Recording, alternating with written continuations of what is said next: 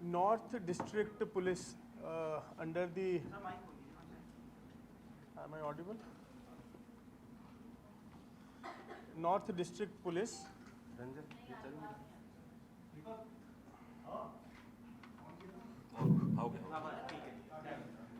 North district police under DCP north और उनकी teams, ख़ास तौर पे मैं नाम लेना चाहूँगा स्पेशल स्टाफ इंस्पेक्टर रोहित की team, anti narcotics staff sub inspector Jagveer की टीम, एसीपी कोतवाली और इंस्पेक्टर प्रशांत जो कि एसएचओ हैं उनकी टीम, और हमारे स्पेशल एक इंस्पेक्टर संजय गुप्ता उनकी टीम।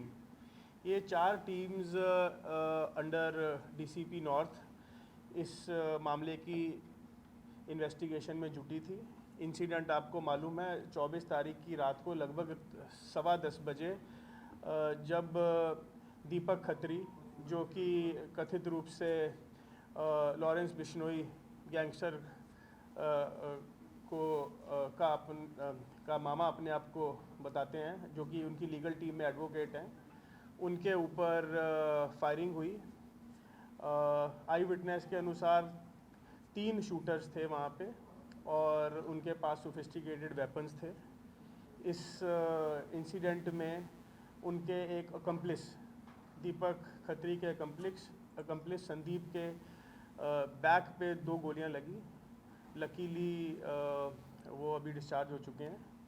मामले की छानबीन की गई और इसमें इन्वेस्टिगेशन में सामने आया कि ये एक लॉरेंस बिश्नोई और ये रोहित गोदारा एंड गोल्डी बराड़ जो कि आजकल एक साथ हो गए हैं, उनकी एक गैंग वॉर का नतीजा है ये, जिसमें ये सामने आया कि इन्होंने टारगेट किया हुआ था दीपक खत्री को, जो कि अपनी तरफ से इनका मानना है कि ये रिवेंज लेना चाह रहे थे। कुछ 1 दिसंबर में चंडीगढ़ में इंदरबीर सिंह पैरी जो कि कथित रूप से गोल्डी बराड़ का साथी था और उसकी हत्या में आपको मालूम होगा स्पेशल सेल ने कुछ दिन पहले उनके 3 शूटर्स को अरेस्ट भी किया था। तो उस मामले में इन्होंने उसका बदला लेने के लिए रोहित गोदारा ने अपने साथी रोहित सोलंकी जो कि पूठ गांव अलीपुर का है उससे संपर्क किया। रोहित सोलंकी अब हमारी गिरफ्त में है। उसके पास से एक सोफिस्टिकेटेड ग्लॉक 9mm वेपन जो कि रोहित गोदारा ने उसको प्रोवाइड किया था वो हमें मिल चुका है। उसके अलावा जब ये हत्या के प्रयास के बाद जब भाग रहे थे तो ये अपना स्कूटी जिस पे इन्होंने हमला किया था और स्कूटी के साथ एक और वेपन राजघाट के आगे जंगल में पार्क करके छोड़ के चले गए थे। तो वो दूसरा वेपन भी ईस्ट डिस्ट्रिक्ट ने रिकवर कर लिया। इनफैक्ट वो वेपन वहाँ से एक पासर बाय ट्रक ड्राइवर ने उठा लिया था और एक्सीडेंटल फायर कर लिया पटपड़गंज में, और वो वेपन भी फर्दर इन्वेस्टिगेशन में रिकवर हो गया है। तो ये सोफिस्टिकेटेड वेपन्स इनसे रिकवर हो गए हैं और इसमें फर्दर इन्वेस्टिगेशन चल रही है। बाकी 2 शूटर जो इसके साथ थे जिनको रोहित गोदारा ने डायरेक्टली हनुमान मंदिर के पास कश्मीरी गेट में कहीं भेजा हुआ था, जो इसके साथ जिनको इसने अपने साथ ज्वाइन करा के ये हत्या का प्रयास किया, उनकी तलाश जारी है। हमारी मल्टीपल टीम्स उनको पकड़ रही हैं। इसके अलावा और भी अभियुक्त हैं, कुछ सिम कार्ड प्रोवाइडर, कुछ व्हीकल और वेपन ड्रॉप जिन्होंने वहाँ पे किया वो भी हमारे सस्पेक्ट हैं, जिनके ऊपर हमारी दबिश बनी हुई है। हमारी टीम्स इस समय रेड कर रही हैं। मैं बताना चाहूँगा कि दिल्ली पुलिस किसी भी प्रकार की एक्सटॉर्शन या गैंग रिलेटेड एक्टिविटी के ऊपर सख्त से सख्त कार्रवाई करती है। इस प्रकार का इंसिडेंट 24 तारीख की रात के बाद दिन रात नॉर्थ डिस्ट्रिक्ट ने और उनकी टीम्स ने मेहनत करी और इस मामले को सॉल्व कर लिया, एक्यूज्ड अरेस्ट कर लिया। प्राइम एक्यूज जो कि डायरेक्ट टच में था रोहित गोदारा जो कि फॉरेन बेस्ड गैंगस्टर है और उससे ये लोग सोशल मीडिया के थ्रू इन टच थे। मोबाइल फ़ोन्स रिकवर कर लिए गए हैं। टेक्निकल सर्वेलेंस के माध्यम से इनकी लोकेशंस वगैरह पे छापे मारे जा रहे हैं।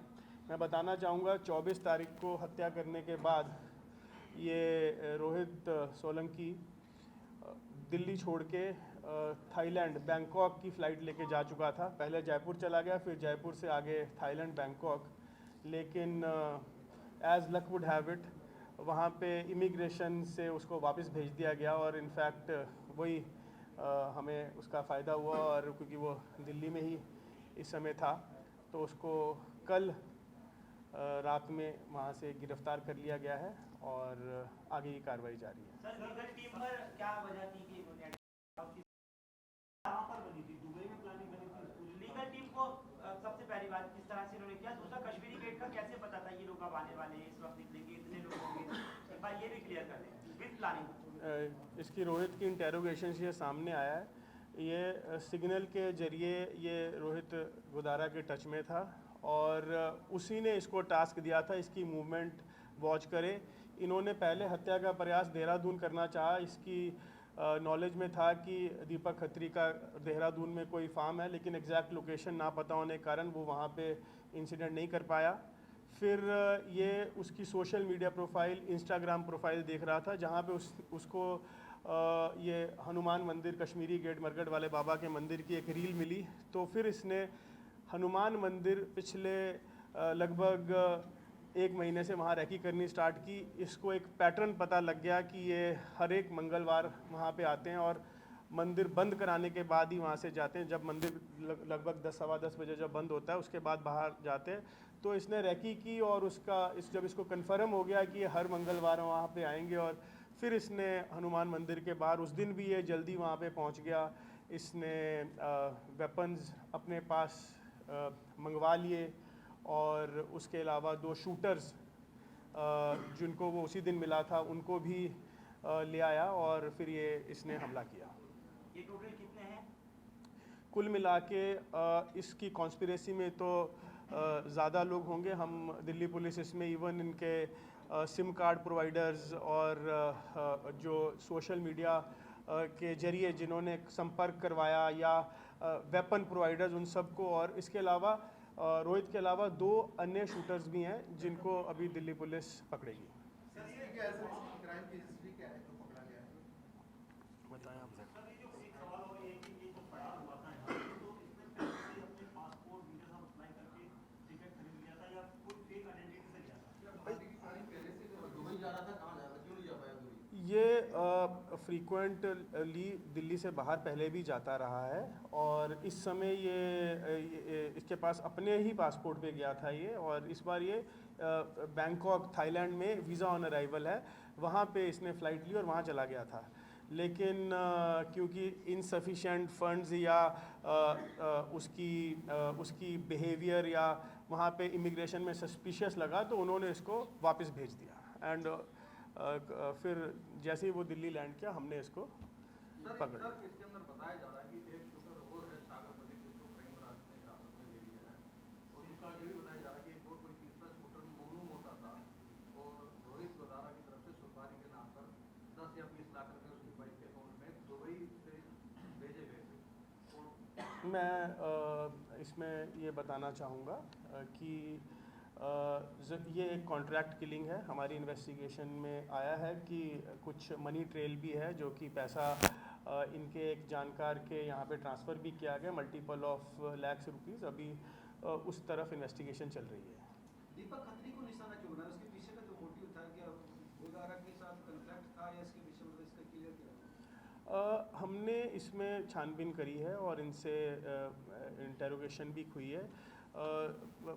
कई कारण हो सकते हैं क्योंकि अब ये गैंगस्टर्स हैं, एक दूसरे के साथ ही किस कारण से ये झगड़ा कर रहे हैं, परंतु एक सस्पिशन है कि क्योंकि ये दीपक खत्री जो कि उनकी लीगल टीम में है और ये लॉरेंस बिश्नोई को जेल में उसकी मिलता रहता था, और इन दोनों का आपस में झगड़ा चल रहा है जिसके चलते 2 हत्याएं हो चुकी हैं। एक सिप्पा का मर्डर हुआ था दुबई में और दूसरा पैरी का मर्डर हुआ था चंडीगढ़ में। तो इनके चलते ये था कि एक तो ये लॉरेंस के क्लोज है और दूसरा इसके ऊपर उनको शक था कि ये इन्फॉर्मेशन इधर से उधर करते हैं। कुछ कारण हो सकते हैं, बाकी उसके ऊपर छानबीन चल रही है, इन्वेस्टिगेशन चल रही है। डिटेल्स उसके अलावा इसके अधिक डिटेल हम अभी मीडिया के साथ डिस्कस नहीं कर सकते। आप कर लो। ये जो रोहित सोलंकी है, बताया जा रहा है कि ये जुए सट्टे के कारोबार में शामिल था और इससे पहले भी इसके ऊपर शायद पश्चिम घाट में इस इलाके से कोई मुकदमा भी दर्ज था, तो कोई फंडिंग वंडिंग वाला भी कुछ। देखिए, ये जो रोहित सोलंकी है लगभग 2019 में ये टच में आया था कपिल मान के, जो कि एक जेल्ड ये क्रिमिनल है, और ये बाहर रह के 2020 से उसका ये जो आप बता रहे हैं इलीगल धंधे वो संभाल रहा था। किस कारणों से इनके आपस में डिस्प्यूट्स हो गए और फिर ये कपिल मान ने इसको पहले रोहित गोदारा के संपर्क में कराया था थ्रू वही signal calls, social media calls. अब रोहित गोदारा को इसकी ज़रूरत थी, तो लगभग 2025 जनवरी से ये उसने इसको आपस में इन्होंने संपर्क साधा और इसको काफ़ी पैसे भेजने का आश्वासन दिया और इसको ये कॉन्ट्रैक्ट किलिंग का टारगेट किया। आपने उस दिन बताया था ड्राइवर घायल हुआ था, जिस ड्राइवर ने गलती से फायर किया, क्या वो इंजर्ड हो गया था और उसका प्रोफाइल कहाँ का रहने वाला है? वो पटपड़गंज में FIR दर्ज है। वे खुद नहीं, उसके साथ जो उसका हेल्पर था उसके पैर पाँव पे गोली लग गई थी, और उस केस में भी एक ये मामला दर्ज कर लिया और उसमें स्कूटी रिकवर हो गई थी और ये वेपन भी रिकवर हो गया था, और ये मामला पटपड़गंज डिस्ट्रिक्ट पुलिस का है। Sir, total number of fire आपने जो बताया था उस दिन की 3 राउंड गोली चली, उसके अलावा भी था या गोलियां जो हैं वो 3 ही चली थी, 3-4 मल्टीपल राउंड्स फायर हुए थे वहाँ पे उस दिन, और अनफॉर्चुनेटली 2 राउंड्स जो हैं विक्टिम का जो साथी था संदीप, उसके पियर्सिंग कर गए थे, और लेकिन अभी वो डिस्चार्ज हो चुका है हॉस्पिटल से। कितनी गोली चली सर? जो कि अभी इन्वेस्टिगेशन में इंटेरोगेशन से सामने आया है कि 3 राउंड्स फायर हुए थे। स्कूटी वेपन क्यों छोड़ देंगे? इसका सर, इसको खड़ी करके उसकी डिक्की खोलते उसके अंदर वेपन को छोड़ देंगे। अमूमन ये एक क्रिमिनल की साइकोलॉजी होती है। अदरवाइज़ भी क्राइम के बाद जब छानबीन होती है तो धरपकड़ की जाती है, तो वेपन लेके दिल्ली में घूमना तो रिस्क से खाली नहीं था, और वो छुपा के गया था वेपन। और दूसरा, जैसे कि मैंने बताया कि उसका दिल्ली से बाहर भागने का भी प्लान था, दिल्ली में वेपन लेके कहाँ घूमता, तो इसलिए वो वेपन यहीं रख के चला गया था। सर, इनके वीडियोस वगैरह हो जाएंगे? आप भी बोलो। बाकी की जानकारी DCP नॉर्थ, इधर आ जाओ थोड़ा सा, बोलो। इसमें टीम के बारे में बता दो। टीम के बारे में बता दो। इसमें माइक्स लगे हुए हैं इस तरह। जैसा कि अभी सर ने बताया, इसमें टीम्स जो है वो सारी इसमें काम कर ही रही थी। उसके अंदर जैसा सीक्वेंस था, ये वारदात करने के बाद ये पश्चिम बिहार गया, वहाँ से ये फर्दर आगे गुड़गांव की तरफ जाके फिर इसने अपने एसोसिएट एक्वेंटेंसेस को फ़ोन किया, यानी रीच जयपुर, फिर जयपुर से फ़्लाइट से ये कलकत्ता से बैंकॉक गया। बट जैसा कि सर ने बताया, वहाँ पे बैंकॉक इमिग्रेशन पे वीज़ा ऑन अराइवल है, और वहाँ पे एक वो देखते हैं कि इनसफिशिएंट फंड्स है इसके पास, तो उन्होंने वहीं से इसको वापस कर दिया। यहाँ पे आके ये अपने साथी के साथ माजरा डबास में छुपा हुआ था, और हम लोगों ने काफ़ी इस पर CCTV फुटेज, मतलब सैकड़ों की संख्या में CCTV कैमरे देखे, और लोकल इन्फॉर्मर्स और इंटेलिजेंस के बेसिस पे भी, प्लस टेक्निकल सर्वेलेंस भी हम लोगों ने किया था। उसी के बेसिस के ऊपर हमको इसकी कल पिन पॉइंटेड लोकेशन मिली थी, जिस पे रेड करके इसको वहाँ से गिरफ्तार किया गया। पिछली इन्वॉल्वमेंट्स का आपने सवाल पूछा था, पहले इसके ऊपर एक आर्म्स एक्ट का केस है, एक 307 का भी केस है, जिसके अंदर कई लोग इसके गाँव का झगड़ा था वो, और उसके अलावा एक गैमलिंग एक्ट का केस है, लेकिन वो अभी हम उसको देख रहे हैं कि क्या है उसके अंदर पूरा। तो ये इसकी प्रीवियस इन्वॉल्वमेंट्स, प्रीवियस हिस्ट्री रही हुई है, और इंटेरोगेशन में भी सामने आया कि पिस्टल्स इसको रोहित गोदारा ने ही भिजवाए थे, पिस्टल्स थे। अब उस सोर्स के ऊपर हम लोग, जैसा कि सर ने बताया, उस पर भी फर्दर इन्वेस्टिगेशन चल रही है। आज अभी जितनी जानकारी दी है इसके कौन एसोसिएट्स थे, क्या थे, वो तो अभी ड्यू कोर्स में ही पता पाएंगे। सर, इसके अंदर जो 3 शूटर बताए जा रहे हैं, इसके अलावा ये भी बताया जा रहा है कि रोहित गोदारा ने 2 और शूटर भी भेजे थे, उसमें से जो 2 शूटर आए थे वो काम के अंदर असला वापस फेंक के चला गया था, कि इनकी मेन इंटेंशन यही थी कि दीपक खत्री को मारना ही है। हाँ, मारने की ही इंटेंशन थी, बिल्कुल। ऑडियो भी एक्सचेंज हुए इन दोनों के बीच में? वो घटना के बाद का जी। ऑडियो है, जब वो बच गए तो आपस में इनकी कम्युनिकेशन भी हुई। रोहित गोदारा ने फ़ोन किया था इसको, दीपक खत्री को, इनका आपस में भी बात होती है, उसने उसमें काफ़ी अग्रेसिवली एक दूसरे को बोला है, वो ऑडियो तो है ही डेफिनेटली। तो वो इंटेंट भी प्रूव करता है और उसके बाद तो ये सारी कॉन्स्पिरेसी तो लिंक हो ही गई। इसमें हमारे पास कई एविडेंसेस हैं, फुटेजेस हैं, लोकेशंस हैं, प्लस और भी सर्वेलेंस के एविडेंसेस हैं, सर्कमस्टांशियल एविडेंसेस हैं, जिससे ये केस पूरा पुख्ता इसके अगेंस्ट स्टैंड करता है। सर कह रहे हैं कि मरने वाला जो बाबा का मंदिर है, यहाँ पर अस्थायी तत्वों का जो है आना जाना लगातार रहता है और अभी लंबे समय से यहाँ पर उनकी मीटिंग होती है, तो इस पर आपकी इन्वेस्टिगेशन में आया क्या? नहीं, ये तो अभी अब दीपक खत्री को तो अभी असामाजिक तत्व नहीं कह सकते ना वहाँ पे। लेकिन उसकी बात मैं करी ना, ओवरऑल कह रहा हूँ। नहीं, ऐसा नहीं है, वहाँ पे श्रद्धालु आते हैं और अगर कोई ऐसा तत्व आता है तो उसके ऊपर कार्रवाई होती है, लेकिन अभी तक 1.5 साल तो मेरे को भी हो गया। श्रद्धालु आते हैं, कई फेमस लोग भी आते हैं, VIPs भी आते हैं, वो वहाँ पे आते हैं, दर्शन करते हैं। Thank you. दिल्ली पुलिस ने रोहित सोलंकी को गिरफ्तार किया। रोहित सोलंकी रोहित गोदारा का बेहद करीबी माना जाता है और रोहित गोदारा के कहने पे ही दीपक खत्री पर जानलेवा हमला हुआ था। हमारे साथ बात करने के लिए DCP नॉर्थ राजेश मांथिया साहब। सर, ये पूरा जो चैन है इसको कैसे क्रैक किया गया? दीपक खत्री पर जो हमला हुआ, इसके पीछे रोहित गोदारा का हाथ आ रहा था? हाँ, इसके पीछे रोहित गोदारा का हाथ आ रहा था। उसके अंदर इनकी गैंग राइवलरी तो है ही। उसके नेक्स्ट डे रोहित गोदारा ने कॉल भी किया है, जो एक अलेजेड कॉल देखने को मिली है, सुनने को मिली है, जिसने दीपक खत्री को कॉल किया था कि इन्होंने इंद्रजीत पैरी को मरवाया, ऐसा उसका एलिगेशन है चंडीगढ़ के अंदर, इसलिए हम तुमसे बदला लेंगे। इस वजह से इसने रोहित गोदारा ने रोहित सोलंकी को कांटेक्ट किया और रोहित सोलंकी के कांटेक्ट में वो थ्रू कपिल मान आया और रोहित सोलंकी को कहा कि हम तुमको एक काम बताएंगे, वो करना, and he was ready to do that. और इसको काम बताया गया, दीपक खत्री एक टारगेट दिया गया और उसकी इन्होंने फिर रैकी स्टार्ट की। पहले देहरादून में ट्राई किया गया, वहाँ पे सक्सेसफुल नहीं हुए, तो फिर इसने सोशल मीडिया के थ्रू देखा कि ये हनुमान मंदिर जाता है, तो फिर इसने वहाँ का प्लान किया, रैकी करनी स्टार्ट की, and then this incident happened. Sir, ये जो दीपक खत्री है लॉरेंस का करीबी माना जाता है, उसके लीगल टीम का हिस्सा है, तो क्या दीपक खत्री वो शख्स है जिसके पीछे लॉरेंस बिश्नोई और रोहित गोदारा के बीच में दुश्मनी हुई?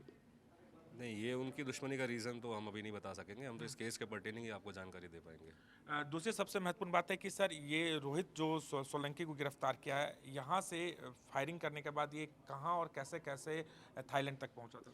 यहाँ से फायरिंग करने के बाद ये इसने अपने जानकारों को फ़ोन किया, ये पश्चिम बिहार गया, वहाँ से आगे जयपुर गया, जयपुर से कलकत्ता, कलकत्ता से बैंकॉक में जैसे ये उतरा, वहाँ पे इसके पास इनसफिशिएंट फंड्स थे, उसके बाद इसको वहाँ से लौटाया गया इमिग्रेशन से ही। वापस कलकत्ता से ये दिल्ली आता है और दिल्ली में अपने एक साथी के यहाँ माजरा डबास में छुपा हुआ होता है, जहाँ से हमने इसको कल गिरफ्तार किया है। प्लानिंग कहाँ हुई थी सर? प्लानिंग ये तो इसने मोस्टली दिल्ली में ही किया था, उसके बाद ये बीच में दिसंबर में दुबई भी गया था 2 दिन के लिए, तो प्लानिंग पूरी इसकी लास्ट 1-1.5 महीने से दिल्ली में भी चल रही है। मरघट वाले बाबा हनुमान मंदिर है, वहाँ पर बताया जा रहा है कि बाकायदा रेकी लगातार पिछले 1.5 महीने से किया जा रहा था, इसको कैसे क्रैक किया गया? ये तो इसके इंटरोगेशन में भी आया है और पुरानी फुटेज देखी, उसके अंदर भी ये दिख रहा है। इसके कुछ और भी साथी जो शूटर्स हैं वो फरार हैं सर, वो उसके बारे में क्या जानकारी मिल पाई? नहीं, अभी अगर जानकारी तो नहीं होती तो फरार नहीं होते, अभी उसको हम ढूंढ रहे हैं और उस पर काम कर रहे हैं और जैसे ही पड़ेगा हम आपको बता देंगे। तो साथ बात करने के लिए DCP नॉर्थ हैं, जो साफ तौर बता रहे हैं कि कैसे दीपक खत्री पर जानलेवा हमला हुआ और रोहित गोदारा जो विदेश में बैठकर दीपक खत्री को जान से मारने का टास्क दिया था। राजू राज, जी मीडिया, दिल्ली।